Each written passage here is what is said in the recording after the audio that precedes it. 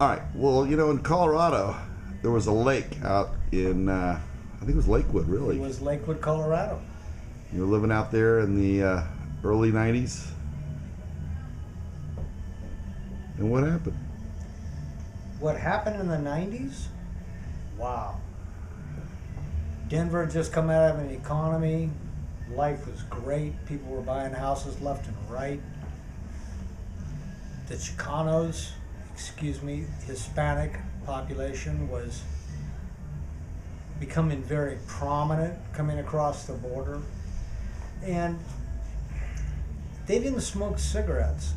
They used to do these things that a snuff thing they called it. And they said it used to help keep you awake while you were working hard. I always wondered why these Mexican laborers could work hard, but they do this little sniffy thing, you know, and it turned out they put these little sniffy things on the thumb and do it. And well, anyway, I kind of got into the sniffy things because I was the boss, and I had to run my Hispanic crew, my Chicano crew, and I know it started keeping me awake a lot, you know. And so when I would get very tired, I wouldn't sleep much, so I'd do a couple of thumbfuls in the morning, and a lunch, and then at dinner, and I kept the job going, and I'd come home and I'd start hearing these voices, and I thought it was people, you know, knocking on my door, wanting to get paid on time and things. You know, when you're a contractor, sometimes things get tough. But anyway, I'd just do another little sniff and not ignore the doorbell and go on. And, you know, after one time went on, after about 4 or 5, maybe 6, maybe 7 days of doing paperwork and working and stuff, I put my waterbed up for sale, realizing it was taking up a lot of space in a room. I wasn't using it. Not that I was using any bed, I wasn't sleeping. But anyway, I started going out back to my hot tub, and I had some acreage behind me and a lake behind that, and there was no people in the middle of Lakewood, Colorado. And there was ducks out there. I call them ducks in the pond, but it was a lake. Ducks in the lake. And I could hear the voices from the ducks, and I'd always go, never mind. I just do another little sniffy off my thumb and get back in the hot tub.